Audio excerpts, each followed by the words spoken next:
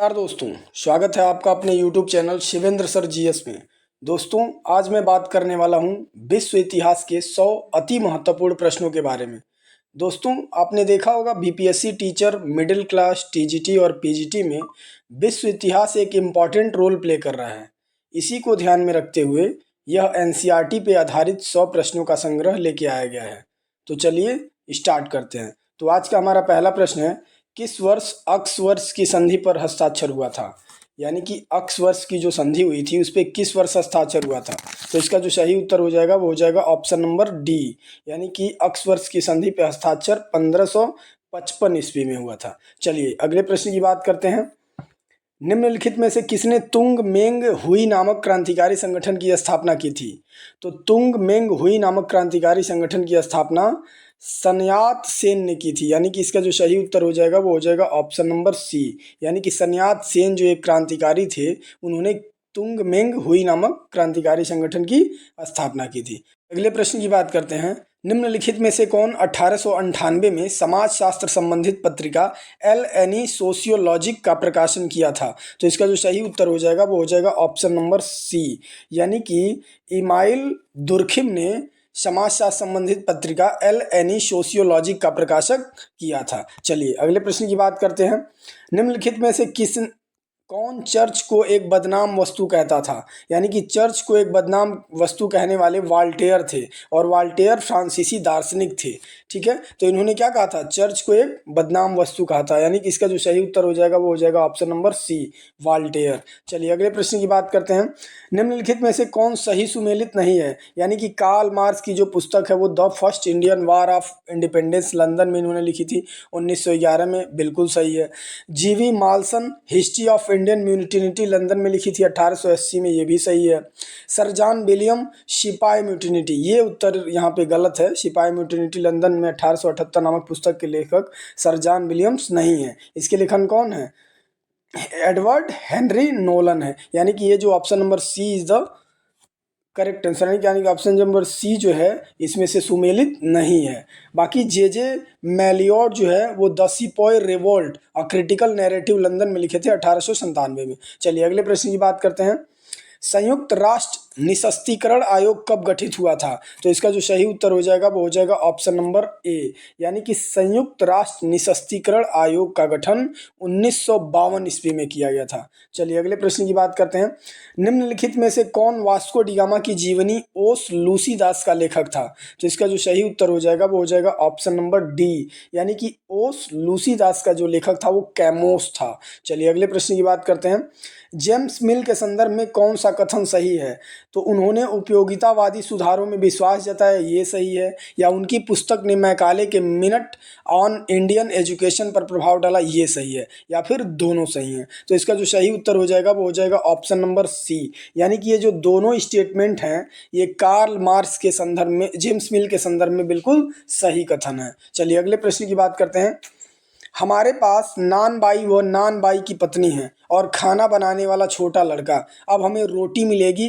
उपयुक्त कथन का संबंध निम्नलिखित में से किस घटना से है? तो इसका जो सही उत्तर हो जाएगा वो हो जाएगा ऑप्शन नंबर सी, यानी कि इसका जो संबंध है वो फ्रांस की क्रांति से है, यानी कि फ्रेंच रिवोल्यूशन, लुई 16 जो राजा हुआ करता था उस टाइम में ये जो हमारे पास नान बाई व नान बाई की पत्नी है और खाना बनाने वाला छोटा लड़का, अब हमें रोटी मिलेगी, इस कथन का जो संबंध है वो फ्रांस की क्रांति से है।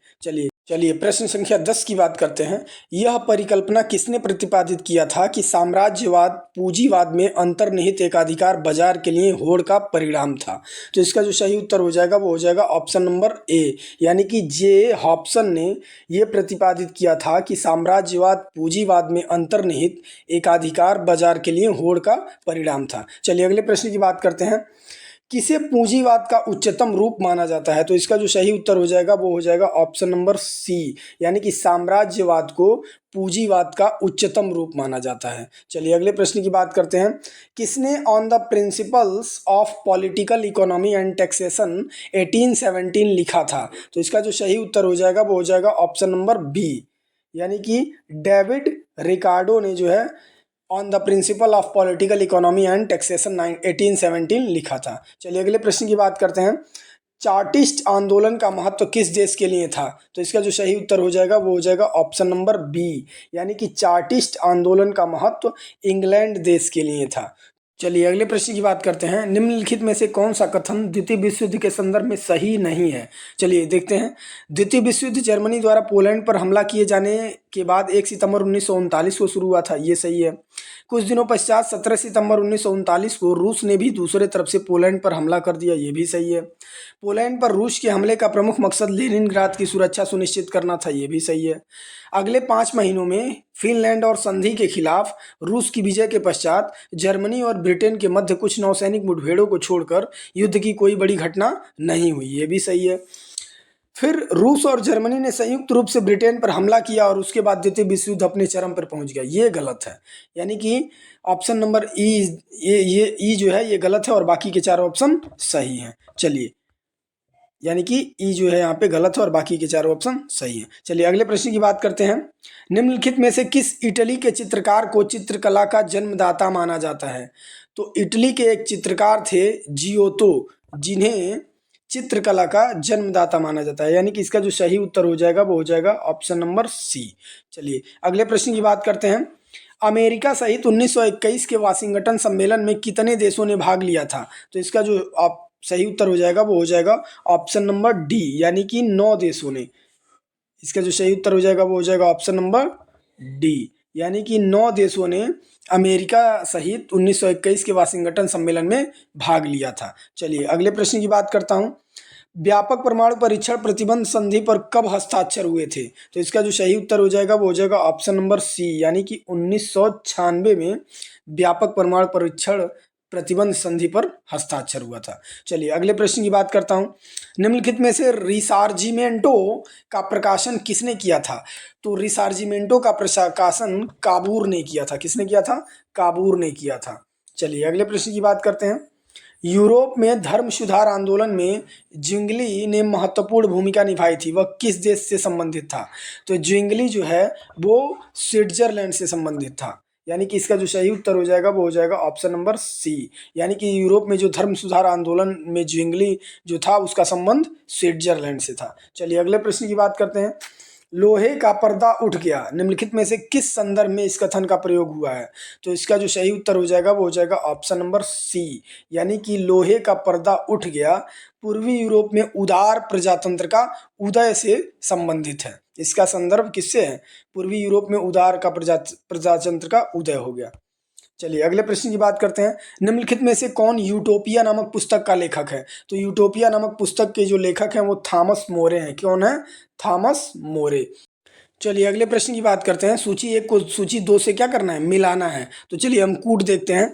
मानव अधिकारों की घोषणा कब की गई थी? तो 5 अक्टूबर 1998 दिया है। टेनिस कोर्ट का शपथ 14 जुलाई 1789 इसके सामने दिया हुआ है। स्त्रियों का वर्साय अभियान 27 अगस्त 1789 दिया हुआ है। बास्टील का पतन 20 जून 1789 दिया हुआ है। दोस्तों जैसा कि आप देख पा रहे होंगे ये 9 और 10th के जो फ्रेंच रिवोल्यूशन, रशियन रिवोल्यूशन से संबंधित ही क्वेश्चन बनाए गए, यानी कि एनसीईआरटी को यहाँ पे इस विशेष रूप से ध्यान दिया गया एनसीईआरटी का। तो आपको इसमें से एक क्वेश्चन समझ में आ रहा है कि जो बास्टील का पतन हुआ था, जो एक प्रिजन था, जो एक जेल था, इसका पतन हुआ था 14 जुलाई 1798 में, यानी कि ऑप्शन नंबर डी का जो सही उत्तर आपके सामने दिख रहा है वो जो दिख रहा है 2, यानी कि आप इसमें हम सर्च करेंगे डी में 2 कौन है, तो डी में 2 केवल एक ही ऑप्शन में दिखाई दे रहा है, ऑप्शन नंबर बी में। तो बाकी को हम मिलाएंगे, यानी कि ए का जो है मानवाधिकारों का घोषणा कब किया गया था? 27 अगस्त 1789 को किया गया था।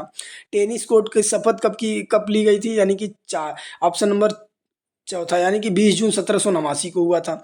और सी स्त्रियों का वर्साय अभियान कब हुआ था? तो 5 अक्टूबर 1989 को हुआ था, यानी कि इसका जो सही उत्तर हो जाएगा वो हो जाएगा ऑप्शन नंबर बी। चलिए अगले प्रश्न की बात करते हैं। सूची 1 को सूची 2 से फिर से मिलाना है। तो रूस जर्मनी का अनाक्रमण समझौता 6 नवंबर 1937 को दिया है। म्यूनिक समझौता 18 जून 1935 को दिया है। रोम बर्लिन टोक्यो धुरी 23 अगस्त 1939 को दिया है।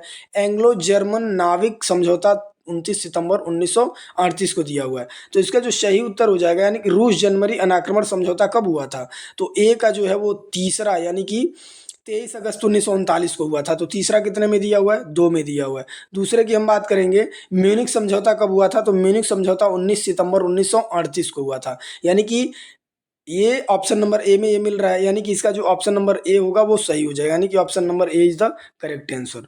यानी कि रोम बर्लिन टोक्यो धुरी जल समझौता कब हुआ था? तो ये हुआ था 6 नवंबर 1937 को। और एंग्लो जर्मन नाविक समझौता कब हुआ था? तो ये हुआ था 18 जून 1935 को। चलिए अगले प्रश्न की बात करते हैं।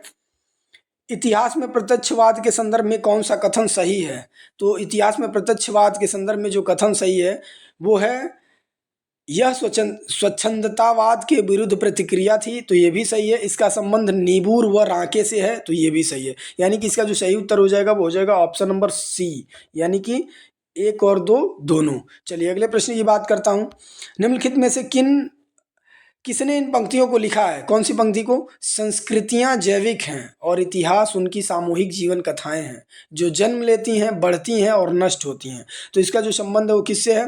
वो है ओस्वाल्ड स्पेंगलर से। किससे है? Oswald Spengler. यानी कि इसका जो ऑप्शन नंबर बी जो है वो सही आंसर हो जाएगा। यानी कि ये संस्कृतियां जैविक हैं और इतिहास उनकी सामूहिक जीवन कथाएं हैं, जो जन्म लेती हैं, बढ़ती हैं और नष्ट होती हैं।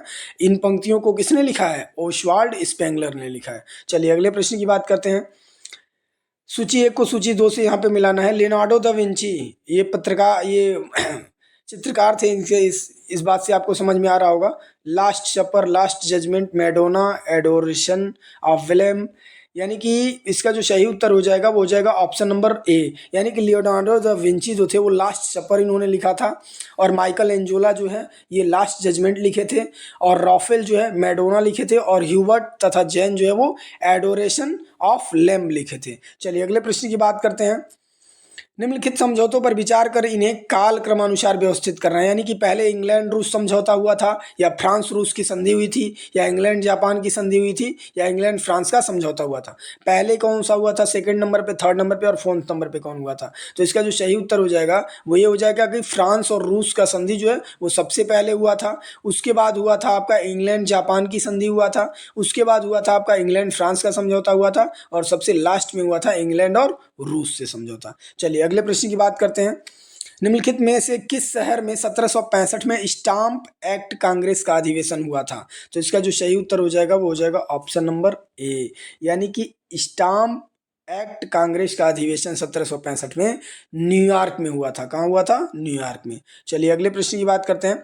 निम्नलिखित में से कौन सिटी ऑफ गॉड पुस्तक का लेखक है? तो सिटी ऑफ गॉड पुस्तक के लेखक आपके हैं संत ऑगस्टीन। कौन है? ऑगस्टीन है। किसके लेखक? सिटी ऑफ गॉड पुस्तक के लेखक। दोस्तों यदि आप बैठे बैठे बहुत ज़्यादा अपने दिन में पढ़ लिया हो तो आप चाहें तो इसको हेडफोन लगा के एकांत में आप टहल के सुन भी सकते हैं। यहाँ पे पूरा एक्सप्लेनेशन किया जा रहा है, जिससे आपको क्वेश्चन क्या है और उसका एग्जैक्ट आंसर क्या है वो आपको पता चलता रहेगा। आप सुनते रहेंगे, वो आपको ध्यान में आता रहेगा। चलिए अगले प्रश्न की बात करते हैं।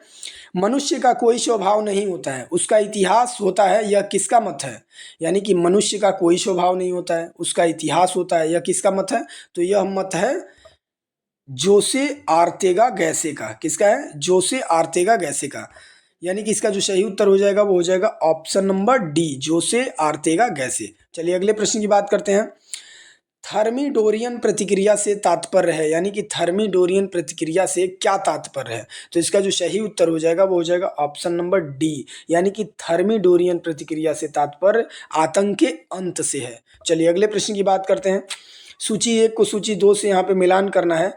पहले में लेखक दिया हुआ है और दूसरे में पुस्तक दिया हुआ है। यानी कि फ्रैंक एंकर स्मिथ जो है किस पुस्तक के लेखक थे? एडवर्ड सईद जो है किस पुस्तक के लेखक थे? मिशेल फूको जो है वो किस पुस्तक के लेखक थे?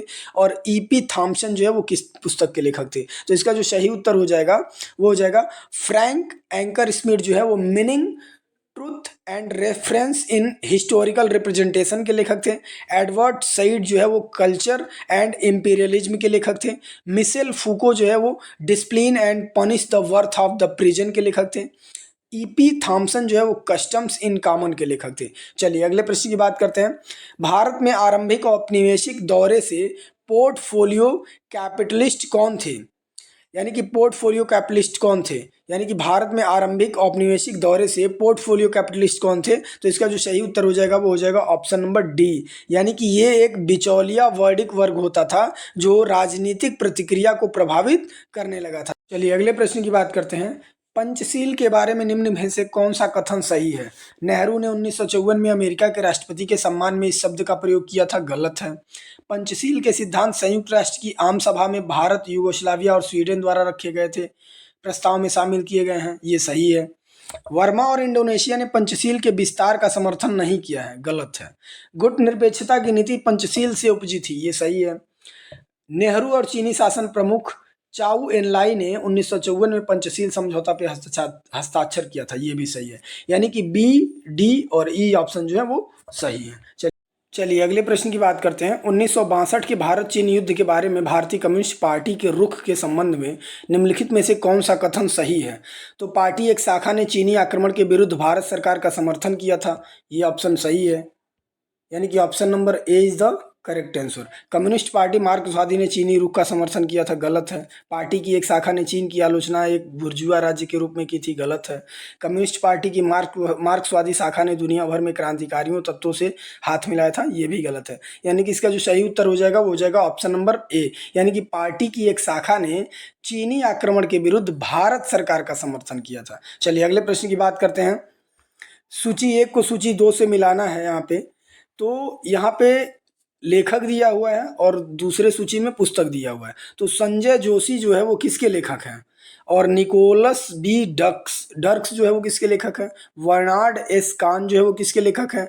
एरिक हॉब्सबॉम जो है वो किसके लेखक हैं?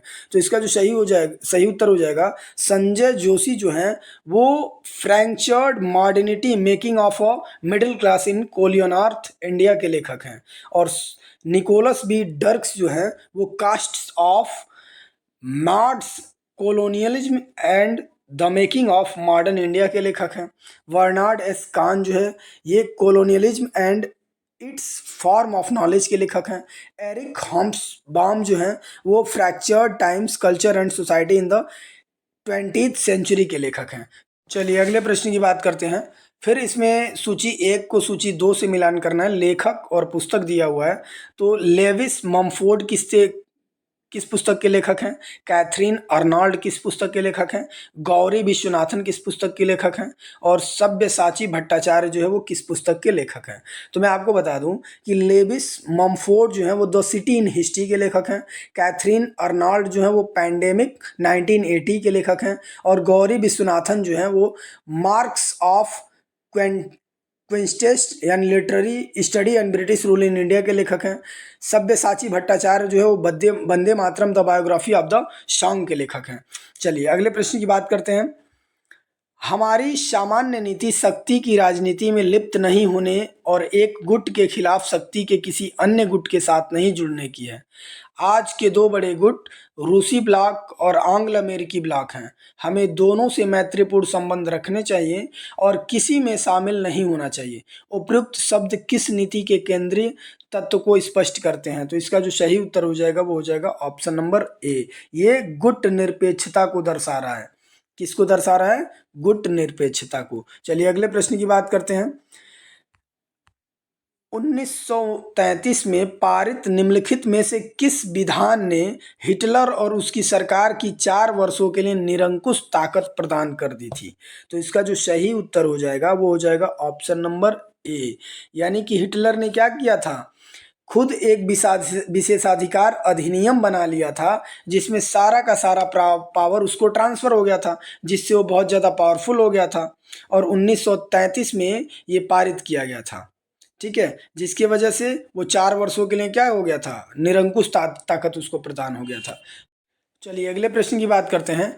फ्लोरेंस में पुनर्जागरण काल के दौरा बैंकर इनमें से किस आर्ट मैग्योरी से संबंधित थे? तो इसका जो सही उत्तर हो जाएगा वो हो जाएगा ऑप्शन नंबर बी, यानी कि द आर्टे डेल कैम्बियो से। किससे संबंधित थे? द आर्टे डेल कैम्बियो से। चलिए अगले प्रश्न की बात करते हैं। प्रश्न नंबर 41। निम्नलिखित में से किस पोप के नेतृत्व में ग्लोबल कैथोलिक क्लाइमेट मूवमेंट की स्थापना की गई थी? तो इसका जो सही उत्तर हो जाएगा वो हो जाएगा ऑप्शन नंबर ए, यानी कि पोप फ्रांसिस के नेतृत्व में ग्लोबल कैथोलिक क्लाइमेट मूवमेंट की स्थापना की गई थी। चलिए अगले प्रश्न की बात करते हैं। निम्नलिखित में से किस इतिहासकार द्वारा द स्टोरी ऑफ मैनकाइंड 1921 लिखी गई है? तो इसका जो ऑप्शन नंबर सी जो है वो सही उत्तर हो जाएगा, यानी कि हेड्रिक वेन लून के द्वारा स्टोरी ऑफ मैनकाइंड 1921 लिखी गई है। चलिए अगले प्रश्न की बात करते हैं, क्वेश्चन नंबर 43 की। श्रीलंका में डोनो मोर आयोग सुधार किस वर्ष पारित किया गया था? तो श्रीलंका में जो डोनो मोर आयोग सुधार है वो 1931 में, यानी कि 1931 में पारित किया गया था। कब पारित किया गया था? 1931 में। चलिए अगले प्रश्न की बात करते हैं। कौन से युद्ध के बाद वियतनाम फ्रांस का उपनिवेश नहीं रहा? यानी कि पहले वियतनाम जो है किसका उपनिवेश था? फ्रांस का था। तो ऐसा कौन सा युद्ध हुआ जिसमें वियतनाम जो है वो फ्रांस का उपनिवेश नहीं रहा? तो इसका जो सही उत्तर हो जाएगा वो हो जाएगा ऑप्शन नंबर बी, यानी कि डीएन बियन फू का जो युद्ध था उस युद्ध के बाद जो है वियतनाम फ्रांस का उपनिवेश नहीं रहा। चलिए अगले प्रश्न की बात करते हैं। किसके नेतृत्व में सिंघला ओनली बिल प्रभाव में आया था? तो सिंघला ओनली बिल जो है वो SWRD भंडार नायकर के नेतृत्व में प्रभाव में आया था, यानी कि इसका जो सही उत्तर हो जाएगा वो हो जाएगा ऑप्शन नंबर डी। चलिए अगले प्रश्न की बात करते हैं। इनमें से कौन सा विद्वान DL esprit des lois 1748 the spirit of laws के लेखक हैं, जिसमें उन्होंने विश्लेषण की तुलनात्मक पद्धति लागू की है? तो द स्पिरिट ऑफ लॉज 1748 यानी कि डेल स्पिरिट डेल लोइक्स के लेखक कौन है? तो इसका जो सही उत्तर हो जाएगा वो हो जाएगा ऑप्शन नंबर ए, यानी कि मॉन्टेस्क्यू। कौन है लेखक? मॉन्टेस्क्यू। चलिए अगले प्रश्न की बात करते हैं। इनमें से कौन से विद्वान लीजी पुस्तक के लेखक हैं? तो इसका जो सही उत्तर हो जाएगा वो हो जाएगा ऑप्शन नंबर सी, यानी कि लीजी पुस्तक के जो लेखक हैं वो ली यूकोज हैं। कौन है? ली यूकोज। चलिए अगले प्रश्न की बात करते हैं। इनमें से किस सम्राट को नेपाल साम्राज्य को एक ऐसे क्षेत्र के रूप में समेकित और एकीकृत करने का श्रेय दिया जाता है जिसे हम आज जानते हैं? यानी कि इसका जो सही उत्तर हो जाएगा वो हो जाएगा ऑप्शन नंबर सी, यानी कि पृथ्वी नारायण शाह। यानी कि पृथ्वी नारायण शाह एक ऐसे सम्राट थे जो नेपाल साम्राज्य को एक ऐसे क्षेत्र के रूप में समेकित और एकीकृत करने का किए थे जिसे हम आज जानते हैं। चलिए अगले प्रश्न की बात करते हैं। इनमें से किस इतिहासकार ने इस विचार को सामने रखा कि पश्चिमी ईसाई धर्म समकालीन पर्यावरणीय संकट के लिए अपराध का बोझ वहन करता है? तो इसका जो सही उत्तर हो जाएगा वो हो जाएगा ऑप्शन नंबर सी, यानी कि लिन वाइट जूनियर जो है एक ऐसे इतिहासकार थे जिन्होंने इस विचार को सामने रखा कि पश्चिमी ईसाई धर्म समकालीन पर्यावरणीय संकट के लिए अपराध का बोझ वहन कर सकता है। चलिए अगले प्रश्न की बात करते हैं। इनमें से किस दार्शनिक ने, यानी कि दिए हुए दार्शनिकों में से किस दार्शनिक ने इस विचार को पेश किया था कि पर्यावरणीय संकट को दूर करने के लिए यह समझ होनी चाहिए कि संपूर्ण प्रकृति उच्च आध्यात्मिक क्षेत्रों से अवतीर्ण हुई है? तो इसका जो सही उत्तर हो जाएगा वो हो जाएगा ऑप्शन नंबर बी, यानी कि सैयद हुसैन नस्र जो हैं ऐसे दार्शनिक थे जिन्होंने ये विचार पेश किया था कि पर्यावरणीय संकट को दूर करने के लिए यह समझ होनी चाहिए कि संपूर्ण प्रकृति उच्च आध्यात्मिक क्षेत्रों से अवतीर्ण हुई है। चलिए अगले प्रश्न की बात करते हैं। 20वीं शताब्दी में लोकप्रिय होने से पहले इनमें से किस जापानी दार्शनिक को शिंटा और कन्फ्यूशियस मान्यताओं से सम्मिश्रण का श्रेय दिया जा सकता है? यानी कि वो कौन से ऐसे दार्शनिक थे जिनको शिंटा और कन्फ्यूशियसी मान्यताओं से सम्मिश्रण का श्रेय दिया जा सकता है? तो इसका जो सही उत्तर हो जाएगा वो हो जाएगा ऑप्शन नंबर बी, यानी कि हायसी रजान जो है वो ऐसे दार्शनिक थे। चलिए अगले प्रश्न की बात करते हैं। अंगोला के आदिवासी शिकारी फार्मर समूह का नाम बताइए? यानी कि अंगोला देश के सान आदिवासी जनजाति को शिकारी जनजाति भी कहा जाता है। इसे बुशमैन के नाम से भी जानते हैं, जो तीर धनुष में जहर का उपयोग करके शिकार करते हैं तथा अपना जीवन यापन करते हैं। तो यानी कि इसका जो सही उत्तर हो जाएगा वो हो जाएगा ऑप्शन नंबर ए। चलिए अगले प्रश्न की बात करते हैं। निम्नलिखित में से कौन सी कृति जो है वो रूसो के द्वारा नहीं लिखी गई है? तो सोशल कॉन्ट्रैक्ट जो है वो रूसो के द्वारा लिखी गई है। ट्रीटीज ऑन टॉलरेंस ये रूसो के द्वारा नहीं लिखी गई है। Discourses on arts and science ये रूसो के द्वारा लिखी गई है। और एमिल भी रूसो के द्वारा लिखी गई है। चलिए अगले प्रश्न की बात करते हैं। जॉर्ज स्टीफेंस ने कब सर्वाधिक उपयोगी स्वचालित स्टीम लोकोमोटिव इंजन का निर्माण किया था? तो इसका जो सही उत्तर हो जाएगा वो हो जाएगा ऑप्शन नंबर सी, यानी कि 1814 में जॉर्ज स्टीफेंस ने सर्वाधिक उपयोगी स्वचालित स्टीम इंजन यानी लोकोमोटिव इंजन यानी कि भाप से चलने वाले इंजन का निर्माण किया था। चलिए अगले प्रश्न की बात करते हैं। निम्नांकित में से पेरिस शांति सम्मेलन 1919 का अध्यक्ष कौन था? तो इसका जो सही उत्तर हो जाएगा वो हो जाएगा ऑप्शन नंबर बी, यानी कि पेरिस शांति सम्मेलन 1919 का अध्यक्ष क्लीमेंसो था। कौन था? क्लीमेंसो था। चलिए अगले प्रश्न की बात करते हैं। निम्नांकित में से कौन सा देश न्यूली की संधि से संबंधित था? तो न्यूली की संधि से संबंधित जो देश है वो है बुल्गारिया। कौन सा देश संबंधित है? बुल्गारिया। किस संधि से? न्यूली की संधि से। चलिए अगले प्रश्न की बात करते हैं। राष्ट्र संघ द्वारा कौन से अनुच्छेद के अंतर्गत अधिदेश प्रणाली को स्वीकार किया गया है? तो इसका जो सही उत्तर हो जाएगा वो हो जाएगा ऑप्शन नंबर बी, यानी कि अनुच्छेद 22 के तहत राष्ट्र संघ द्वारा अधिदेश प्रणाली को स्वीकार किया गया है। चलिए अगले प्रश्न की बात करते हैं। सूची 1 को सूची 2 से मिलान करना है। हेनरी हडसन के बारे में दिया हुआ है, कहाँ के रहने वाले थे? पुर्तगाल के या कहाँ के? बार्थोलोम्यू डियाज दिया हुआ है और हर्नेंटो कोर्टेज दिया हुआ है, जेकस कार्टियर दिया हुआ है। तो हेनरी हडसन जो थे वो कहाँ के रहने वाले थे? वो ब्रिटिश के रहने वाले थे। कहाँ के रहने वाले थे? ब्रिटेन के रहने वाले थे, यानी कि हेनरी हडसन का जो संबंध है वो किससे हो जाएगा? ब्रिटेन से हो जाएगा। दूसरा कह रहा है बार्थोलोम्यू डियाज जो है ये कहाँ के रहने वाले थे? वो पुर्तगाल के रहने वाले थे, यानी कि इसका जो है ऑप्शन नंबर ए पे सही हो जाएगा। तीसरा जो है वो कह रहा है हर्नेंटो कोर्टेज थे, ये कहाँ के थे? स्पेनिश के थे। हर्नेंटो कोर्टेज कहाँ के थे? स्पेनिश के थे। जेकस कार्टियर अब एक ही बचा है, फ्रांस के रहे होंगे। चलिए अगले प्रश्न की बात करते हैं। नई वाइमर संविधान के अनुसार जर्मन संसद के ऊपरी सदन का नाम क्या था? तो नए वाइमर संविधान के अनुसार जो जर्मन के संसद के ऊपरी सदन का नाम था वो क्या था? राइखनाट। क्या था? राइखनाट। जब आप इसे इंग्लिश में पढ़ेंगे तो आसानी से समझ में आ जाएगा। चलिए अगले प्रश्न की बात करते हैं। निम्नांकित में से कौन सा दिन विश्व इतिहास में काला गुरुवार के नाम से जाना जाता है? तो ब्लैक फ्राइडे के नाम से जाना जाता है। वो दिन है 24 अक्टूबर 1929, यानी कि काला गुरुवार, यानी कि ब्लैक फ्राइडे।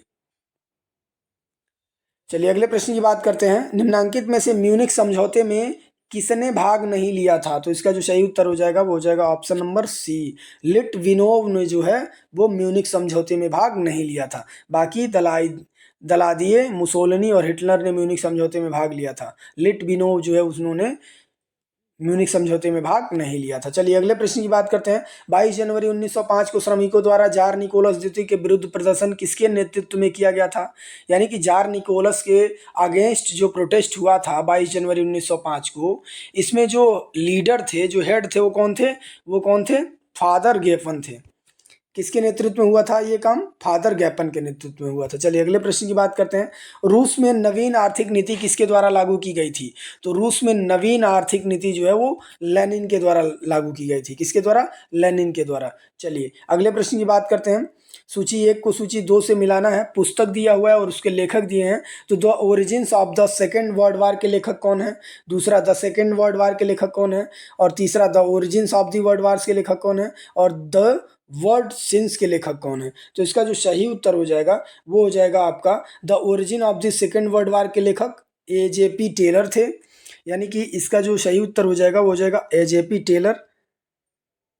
इसका सेकंड पे चला आएगा द सेकंड वर्ल्ड वार, यानी कि द सेकंड वर्ल्ड वार के लेखक कौन थे? तो इसके विंस्टन चर्चिल थे, यानी कि इसका चला जाएगा फर्स्ट पे। और the origins of the world war के लेखक कौन थे? तो the origins of the world war के लेखक S बीफे थे, यानी कि इसका चला जाएगा फोर्थ पे। और बाकी एक बचा है थर्ड वाला, तो द वर्ड सिंस के लेखक 1914 के लेखक WC लैंगसम होंगे। चलिए अगले प्रश्न की बात करते हैं। निम्नलिखित युग्मों में से कौन सा युग्म सही सुमेलित नहीं है? जर्मनी का पुनः सशक्तिकरण 1933 में किया गया, ये सुमेलित नहीं है। या फिर हिटलर द्वारा राइनेल्ड का सैनिकरण 1936 में किया गया, ये सही नहीं है। या फिर जर्मनी द्वारा ऑस्ट्रिया का अधिकरण किया गया, ये सही नहीं है 1938 में। पोलैंड के साथ अनाक्रमण समझौता हुआ 1934 में, ये सही नहीं। तो इसका जो सही उत्तर हो जाएगा वो हो जाएगा ऑप्शन नंबर ए, यानी कि जर्मनी का पुनः सशक्तिकरण 1933 में नहीं हुआ था। इसका कब हुआ था? 1935 में हुआ था, यानी कि option number A is the correct answer. चलिए अगले प्रश्न की बात करते हैं। मार्टिन लूथर द्वारा जर्मन भाषा में अनुवादित बाइबिल जानी जाती है। तो मार्टिन लूथर के द्वारा जो जर्मन भाषा में अनुवादित बाइबल है वो सेप्टेम्बर टेस्टामेंट के नाम से जानी जाती है। किसके नाम से जानती है? सेप्टेम्बर टेस्टामेंट के नाम से जानी जाती है। ओल्ड टेस्टामेंट, न्यू टेस्टामेंट आप सुने होंगे ना, ये बाइबल को कहा जाता है। तो जर्मन भाषा में जो मार्टिन लूथर ने अनुवाद किया है बाइबल का, उसको सेप्टेम्बर टेस्टामेंट कहते हैं। चलिए अगले प्रश्न की बात करते हैं। इटली के एकीकरण की निम्नांकित घटनाओं को कालक्रम अनुसार व्यवस्थित करना है और जो कूट है वो नीचे दिया गया हो। यानी कि सेडोवा का युद्ध पहले हुआ था, विल्फ्रेंका की संधि पहले हुई थी, या फिर ज्यूरिख की संधि पहले हुई थी, या फिर प्लेम्बियर समझौता हुआ था। तो इसका जो सही उत्तर हो जाएगा वो हो जाएगा सबसे पहले प्लेम्बियर समझौता हुआ था 1858 में, विल्फ्रेंका की संधि हुई थी उसके बाद 1859 जुलाई में, और ज्यूरिख की संधि हुई थी उसके बाद नवंबर में 1859 में ही, और सेडोवा की संधि जो हुई थी वो 1866 में हुई थी, यानी कि 1866 में हुई थी। ठीक है, यानी कि इसका जो सही उत्तर हो जाएगा वो हो जाएगा ऑप्शन नंबर सी, यानी कि पहले डी हुआ था, फिर बी हुआ था, फिर सी हुआ था, फिर ए हुआ था। चलिए अगले प्रश्न की बात करते हैं। निम्नलिखित बुद्धिजीवियों में से अमेरिका स्वतंत्रता संग्राम के संदर्भ में किसने कहा या तो मुझे स्वतंत्रता दो या तो मुझे मृत्यु दो? तो इसका जो सही उत्तर हो जाएगा वो हो जाएगा पैट्रिक हेनरी, यानी कि ऑप्शन नंबर सी। यानी कि पैट्रिक हेनरी जो है, इन्होंने कहा था कि या तो मुझे मृत्यु दो और या तो मुझे स्वतंत्रता दो। और ये किस संदर्भ में कहे थे? तो अमेरिका स्वतंत्रता संग्राम के संदर्भ में कहे थे। चलिए अगले प्रश्न की बात करते हैं। निम्नलिखित युग्मों में से कौन सा युग्म सही सुमेलित नहीं है? तुर्गो जो है वित्त मंत्री थे और कब से कब तक थे? 1774 से लेकर 1776 तक। नेकर 1776 से 81 तक। केलोन 1783 से 87 तक। ब्रिन 1772 से लेकर 1773 तक। तो इसका जो सही उत्तर हो जाएगा वो हो जाएगा ऑप्शन नंबर डी, यानी कि ब्रिन जो है वो 1772 से लेकर 1773 तक ये वित्त मंत्री नहीं थे।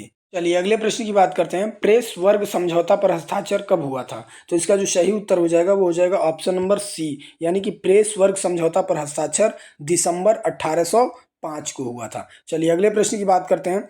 निम्नलिखित युद्धों में से कौन सा युद्ध राष्ट्रों के युद्ध के नाम से जाना जाता था? तो इसका जो सही उत्तर हो जाएगा वो हो जाएगा ऑप्शन नंबर ए, यानी कि राष्ट्रों के युद्ध के नाम से जाना जाने वाला युद्ध कौन था? लिप्जिंग का युद्ध था। कौन था? लिप्जिंग का युद्ध। चलिए अगले प्रश्न की बात करते हैं। संयुक्त राष्ट्र संघ महासभा की प्रथम बैठक कहाँ हुई थी? तो इसका जो सही उत्तर हो जाएगा वो हो जाएगा ऑप्शन नंबर बी, यानी कि संयुक्त राष्ट्र संघ महासभा की प्रथम बैठक लंदन में हुई थी। चलिए अगले प्रश्न की बात करते हैं।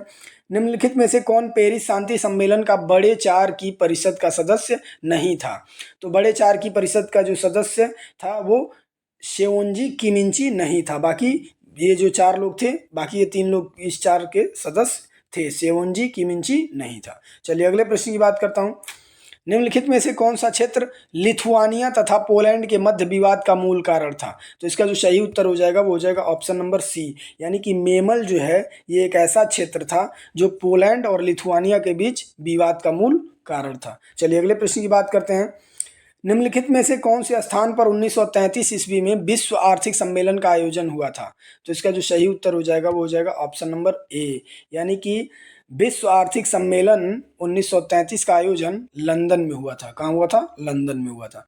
चलिए अगले प्रश्न की बात करते हैं। मुसोलिनी की विदेश नीति की निम्नलिखित घटनाओं को कालक्रमानुसार व्यवस्थित करिए, यानी कि विदेश नीति के अनुसार उसका जो ये घटनाएं दी हुई हैं इसको कालक्रमानुसार व्यवस्थित करना है। चलिए, रोम पैक्ट पहले हुआ था, या फिर फ्यूम पर अधिकार हुआ था, या रोम बर्लिन धोरी हुआ था, या फिर रोड्स एंड डोडेकनीज द्वीप समूह प्राप्त करना हुआ था, यानी कि उसने प्राप्त किया था इस द्वीप समूह को, आइलैंड को। तो इसका जो सही उत्तर हो जाएगा वो हो जाएगा ऑप्शन नंबर सी, यानी कि पहले उसने रोड्स एंड डोडेकनीज आइलैंड को प्राप्त किया था, उसके बाद उसने फ्यूम पर अधिकार किया, फिर उसने रोम पैक्ट हुआ, और फिर जो है रोम बर्लिन धूरी हुआ। चलिए अगले प्रश्न की बात करते हैं। राष्ट्र संघ द्वारा नियुक्त लिटन आयोग किससे संबंधित है? तो राष्ट्र संघ द्वारा जो लिटन आयोग संबंधित है वो है आपका ऑप्शन नंबर ए, इसका सही उत्तर हो जाएगा, यानी कि इसका संबंध जो है वो किससे है? इसका संबंध बिलना विवाद से है। किससे है? राष्ट्र संघ द्वारा नियुक्त लिटन आयोग का संबंध बिलना विवाद से है। चलिए अगले प्रश्न की बात करते हैं। स्पिनिंग जेनी का आविष्कार किसके द्वारा किया गया था? तो स्पिनिंग जेनी का आविष्कार जो है वो आपको जेम्स हैरग्रिप्स ने किया था। किसने किया था? जेम्स हैरग्रिप्स ने। आप इसको क्लास 10th के एनसीईआरटी में देख सकते हैं। ये सारे के सारे जो क्वेश्चन है आपको इजीली आपको क्लास 9 और 10th के एनसीईआरटी में मिल जाएंगे, और बीपीएससी जो है वो इन्हीं दोनों क्लासों के विश्व इतिहास के क्वेश्चनों पे फोकस कर रहा है। चलिए अगले प्रश्न की बात करता हूं मैं। किसने साम्राज्यवाद को पूंजीवाद के उच्चतम रूप के रूप में पहचाना है? तो इसका जो सही उत्तर हो जाएगा वो हो जाएगा ऑप्शन नंबर सी, यानी कि व्लादिमीर लेनिन। यानी कि व्लादिमीर लेनिन ने साम्राज्यवाद को पूंजीवाद के उच्चतम रूप के रूप में पहचाना है। चलिए अगले प्रश्न की बात करते हैं। एक्मेनिड अभिजात वर्ग की आधिकारिक भाषा क्या थी? तो एक्मेनिड अभिजात वर्ग की जो आधिकारिक भाषा थी वो थी प्राचीन फारसी, यानी कि ओल्ड फारसी थी। चलिए अगले प्रश्न की बात करते हैं। किसके आने के बाद और जमीन पर दावा करने के बाद अमेरिकी आदिवासी निवासियों ने उस भूमि पर अपना प्राकृतिक अधिकार खो दिया? ऐसे कौन से लोग वहां पे गए और आदिवासियों को वहां से खदेड़ दिया, या फिर उन्होंने अपना जो अधिकार है उस पे से खो दिया? तो इसका जो सही उत्तर हो जाएगा वो हो जाएगा ऑप्शन नंबर डी, यानी कि यूरोपीय वहां पे गए तो वहां पे क्या कर लिया, अपना कॉलोनी इस्टेब्लिश कर लिया, यानी कि उपनिवेशवाद स्थापित कर दिया और वहां के लोकल के लोगों को ही वहां से खदेड़ के भगा दिया। चलिए अगले क्वेश्चन की बात करते हैं। निम्नलिखित में से स्वतंत्रता, समानता एवं भ्रातृत्व का नारा किसने दिया था? तो स्वतंत्रता, समानता और भ्रातृत्व का नारा रूसों ने दिया था। किसने? रूसों ने। चलिए अगले प्रश्न की बात करते हैं। निम्न में से किसने प्रशांत महासागर की खोज की थी? तो प्रशांत महासागर का खोज करने वाला बालबोआ था। कौन था? बालबोआ। चलिए अगले प्रश्न की बात करते हैं। निम्नलिखित में से कौन ब्रिटिश कृषि क्रांति से संबंधित था? तो ब्रिटिश कृषि क्रांति से जो संबंध था वो जैथरो टल का था। ब्रिटिश कृषि क्रांति का संबंध किससे था? जैथरो टल से था। चलिए अगले प्रश्न की बात करते हैं।